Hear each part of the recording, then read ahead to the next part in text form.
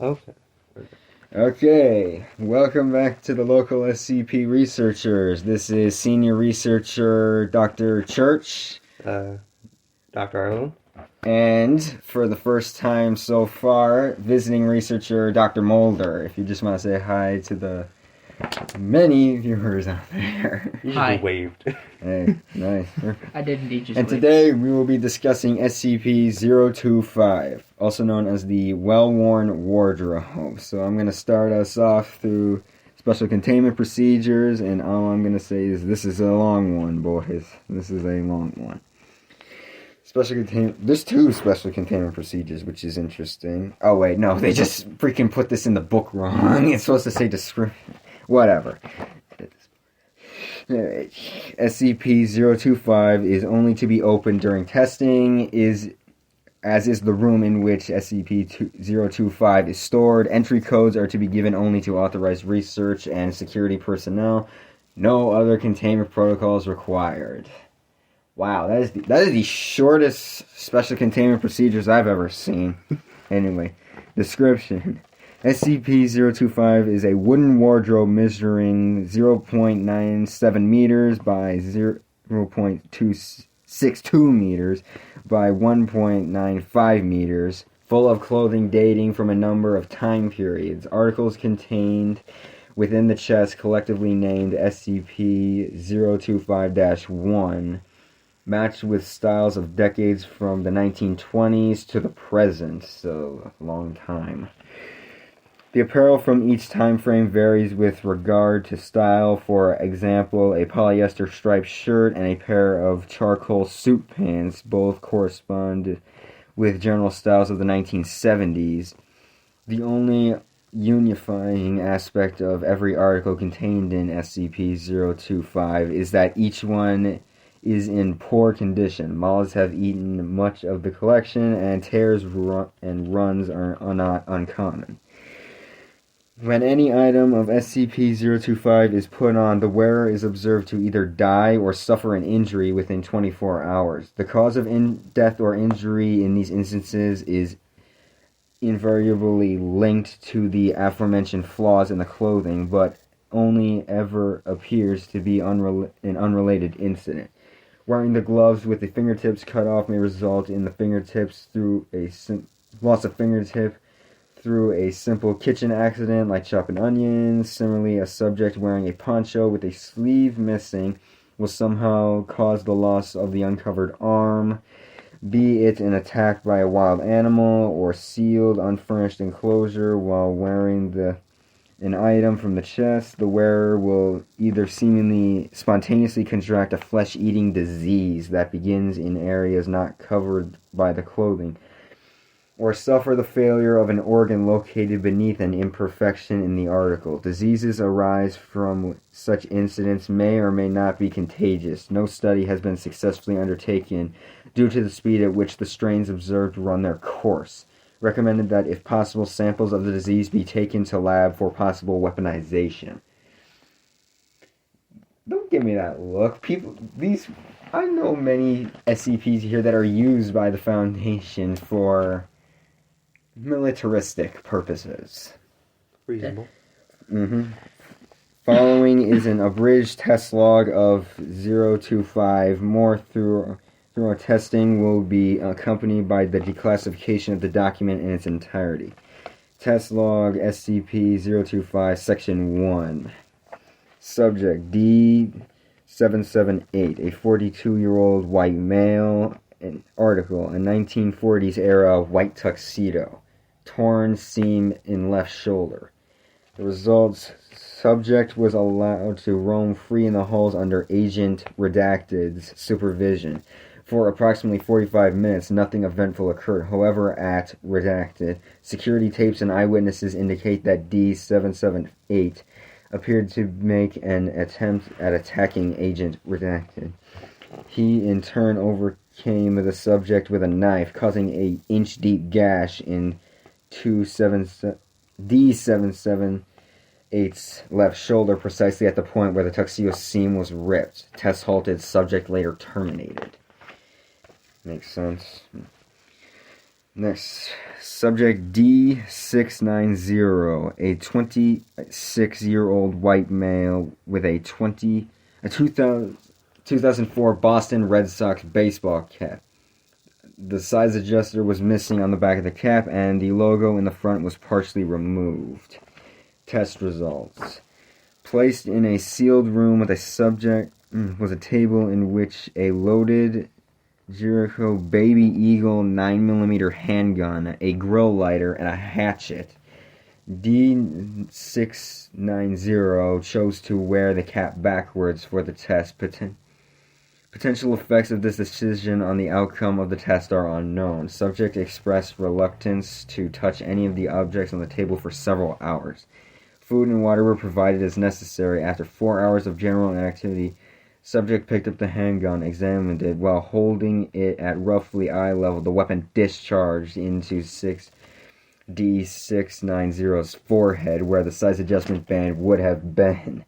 The round exited the subject near the part of the hat where was missing the logo. Interesting. Very. D736, a 22-year-old white male, and D771, a 23-year-old white male. So apparently it was 2D class for this experiment. Article, burgundy striped sweater vest dating from 1973. Article seemed to have been partially eaten by moths. Several large holes in the front of the sweater. D736 was asked by researching staff to wear the sweater vest, which he did under duress. 771 was given a loaded handgun out of sight, and the other test participant was instructed to, on given signal, fire all 6 shots in the direction of D736. After so, it was noted that every shot fired passed through one of the holes in the sweater vest, leaving the clothing intact and killing D736. Firearm retrieved, surviving subject transported back to quarters. Well, that doesn't surprise me. D771 is back with a sweater vest from the same trial. D771 was this time placed in an empty room with dimensions 15 meters by 15 meters by 15 meters. Only objects in the enclosure were lights overhead. Subject initially complained of boredom, then lay on his back and went to sleep. 2 hours and 14 minutes, 2 of the fluorescent tube lights in the ceiling suddenly dislodged and fell, both landing squarely on holes in the sweater, shattering upon impact. One of the tubes broke into jagged pieces and impaled D771 in several areas, but only again through the gaps already present in the sweater vest. Subject's vital persists for another 6 minutes, then ceased. Further testing locations will be selected to minimize possible damage to surrounding area. Well, so not even damage to the personnel, which is inevitable, but just damage to the freaking... Oh, I don't want to replace the light. So we're just gonna leave him there. Oh. Okay, this one's interesting. Doctor redacted. Unplanned experiment. An unidentified individual left an article from SCP-025 on Dr. Redacted's desk that looks similar to an item of his own clothing. Any information about this incident and or the perpetrator of the same should be reported immediately to senior staff. Lightweight scarf, dyed in a number of colors. Heavily pulled seams cause scarf to considerably shorter and tighter in the middle. According to his itinerary, Dr. Redacted, wearing the item from SCP-025, was en route to the enclosure of SCP-Redacted on Redacted for routine testing. However, he diverged from his intended path and began in a direction towards an entirely separate wing of the facility. Subject then entered the enclosure of SCP-173 without gathering accompaniment or following safety procedures, and upon hearing the door closing, blinked. Cause of death listed as strangulation resulting from a crushed windpipe. For those of you who don't know, 173 is a statue that if you don't stare at it, it will snap your neck. Also known as the sculpture. So someone knows who it is. The sculpture and or the peanut. The peanut, which is just the fun nickname the staff have given it. Yeah. Finally, D802, a 30-year-old Hispanic female. First female encounter with the wardrobe. Interesting. Article, a 1980s Flashdance-style white skirt. The right shoulder removed, left sleeve completely cut off, and then the entire bottom hem is shredded. Oh, jeez. Test results. Data expunged. All present were presumed infected, then quarantined, and data expunged. All further tests involving 1980s era fashion have been postponed indefinitely due to the expenditures and safety hazard presented by the aforementioned experiments. Full cleanup estimated to take an additional redacted weeks. Further testing authorized, results now awaiting declassification. So you get the gist. Yeah. Damn. Does anybody get? So this wardrobe kind of does it like create create clothes that have impurities in it to kind of, because the impurities is kind of what happens to them, like where the area of the impurity is at is usually where the problem is. So like if the arm's gone, then you lose an arm, or if there's like a hole where your heart would be, then something's gonna happen to your heart. Mm-hmm. Also highly unlikely. Every single article of clothing that's ever been in SCP-025 has been there since its initial containment. Or at least it should be. Whether or not there are still articles of it out there are still unknown. Okay. Has anybody got like some interesting theories of what might have actually happened to D802? The one that was redacted. The one that was completely expunged. Oh, so the female... I wonder if she got, like, that skin disease thing. The flesh-eating bacteria. So, it was a skirt, right? Yeah. Yeah, and all it says is all present were presumed infected, then quarantined, and dead. Oh, shit. Interesting. Because it says infected, which would make me think this is definitely some sort of... like, virus or something? Some kind of pathogen, but that making me think... So, What if it was some kind of anomalous pathogen contained by the Foundation? Yeah. So what was wrong with the skirt? It says the right shoulder was removed, the left sleeve was completely cut off, and the entire bottom hem was shredded. That was probably from the shredding. Wait, no. It could have shredded. Left shoulder completely... The locket! The locket that we discussed last time. Shit. If you look at this picture, it's like completely it looks like completely shredded skin. And based on this, I'm guessing that they wouldn't have their legs. So maybe she was infected infected by prolonged exposure to 427, which literally is supposed to heal you quite a bit, but if it does, it regenerates you way too much and you end up into like this cyst-like pile of flesh. With no longer cognitive functions. It's really, really screwed up. So she could have been... The past test could have interfered with this one, which would... Maybe. But unfortunately, in here, on these records, there is no test trials of SCP-427. Everything like that has been stricken from record or is in a completely separate document.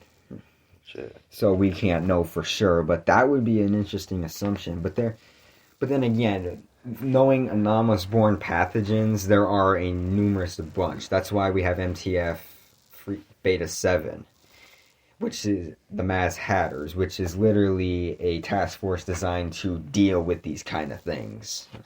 So, what kind of class is this one at? Oh, this is actually a safe class because remember. Object classes aren't based on how safe they actually are. It's just based on whether or not how easy they are to contain. And based on these really short containment procedures, it explains why it's safe. You kind of just toss it in the closet and you're good. Mm-hmm. Just toss it in the closet and don't touch it. Boom, problem solved. Don't put it on your phone. That's actually the test, the box test. If you can leave it alone in the box, then it's safe. If you leave it in the box and you don't know what's going to happen, it's Euclid. If it's in the box and it's most likely going to escape or constantly escape, it's Keter. And if it's actually the box itself, it's Thaumiel. Because it's an SCP designed to contain another SCP. Oh, that's crazy. That's crazy cool though too. Also very useful. Hey. So what I want to know is why wouldn't they just give the same wrecking ball treatment? Okay, their only concern is to secure, contain, and protect. Not destroy. That besides, some of these things are actually unable to be destroyed.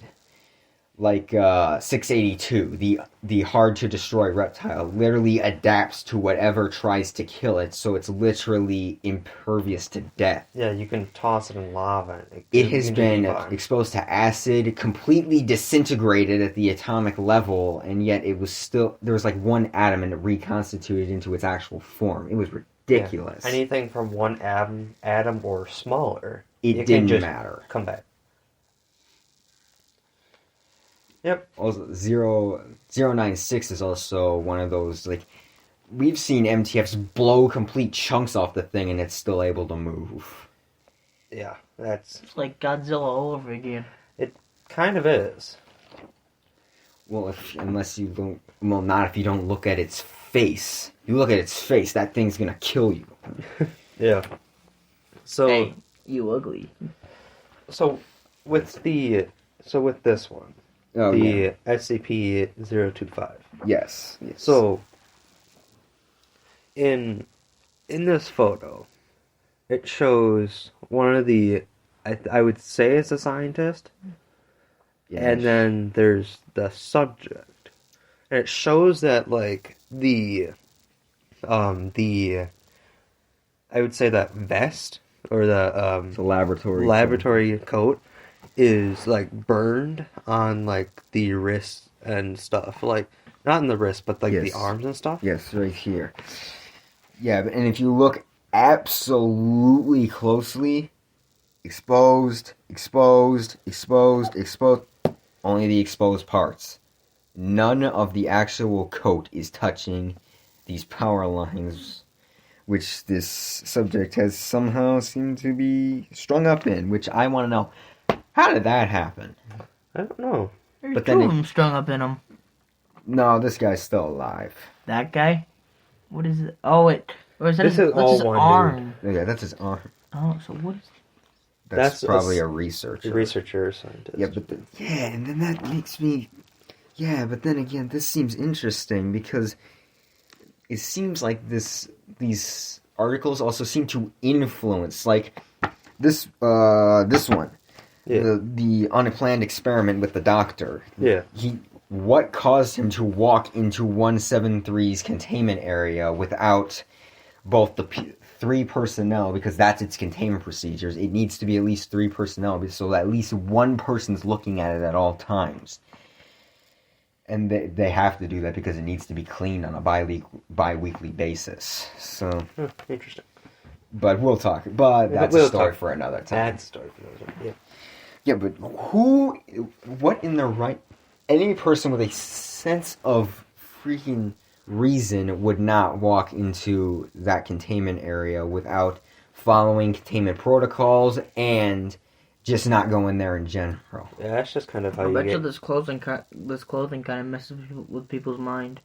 Yeah. Agreed. True, and that's kind of how you get tossed I down. think that I think that Get tossed proves down it the right rooms. there, because Yeah, I wonder if it does the clothing have like a conscience or something where it like I don't know, like you go in like a trance and like that tells you what to do. yeah, but only after a certain period where it can get you where it can actually cause you harm.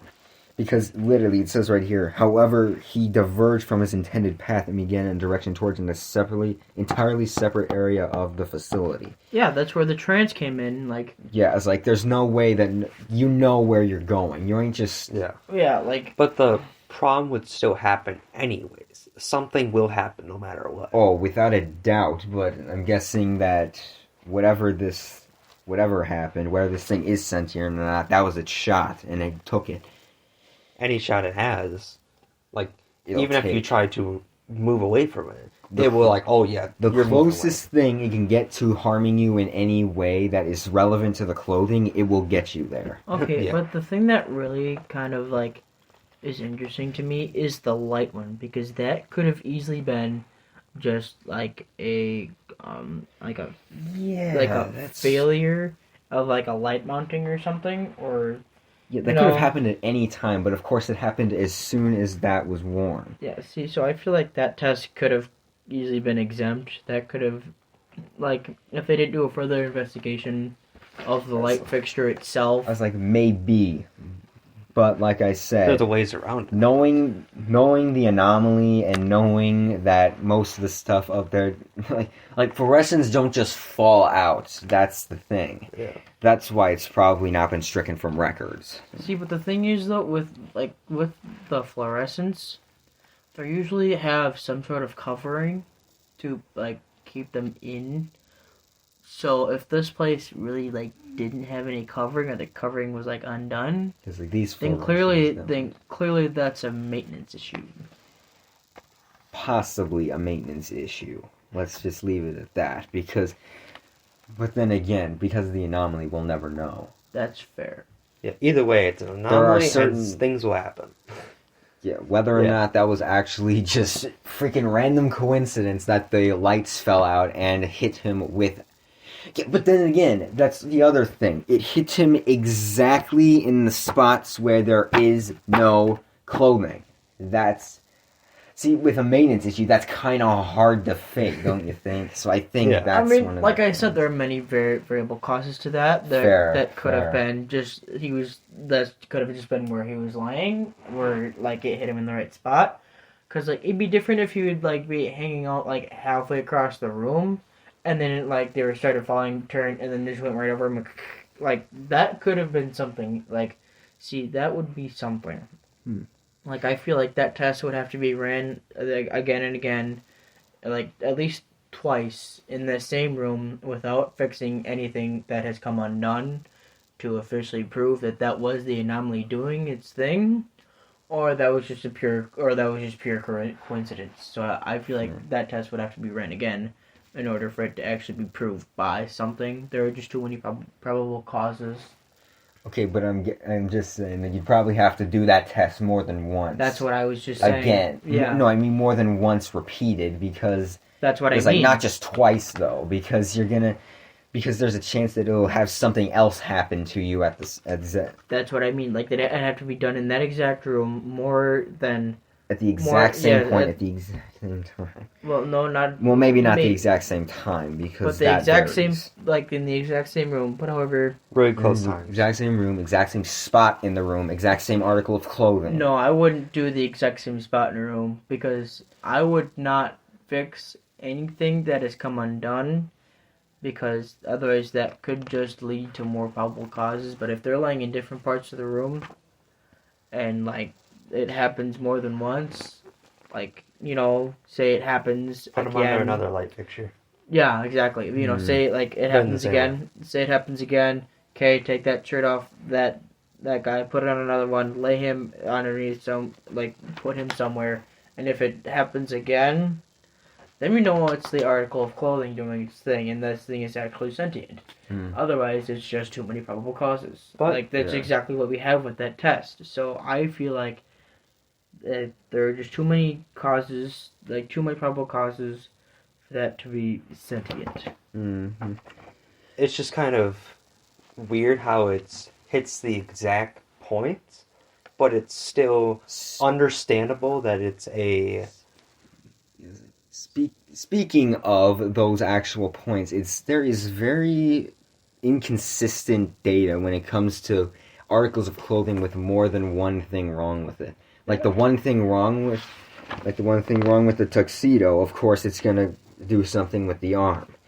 But then you have the baseball cap. Both things happened with it. The size adjuster and the ripped thing. The bullet entered and exited around those points. Yeah. But then you had the striped sweater vest with the article of clothing that was eaten by moths and had several large holes in it. And yet only the holes had anything to do with how the subject was terminated. It seems very inconsistent with the multiples. That's what I mean. Okay. Anyway, does anyone else have any other interesting theories or anything like that? I think I'm good for today. Yeah, I think I'm good too. Alright. Then this will wrap up our analysis of SCP-025, a well-worn wardrobe. And tune in next week to the local SCP researchers where we'll be discussing SCP-029, aka the Daughter of Shadows.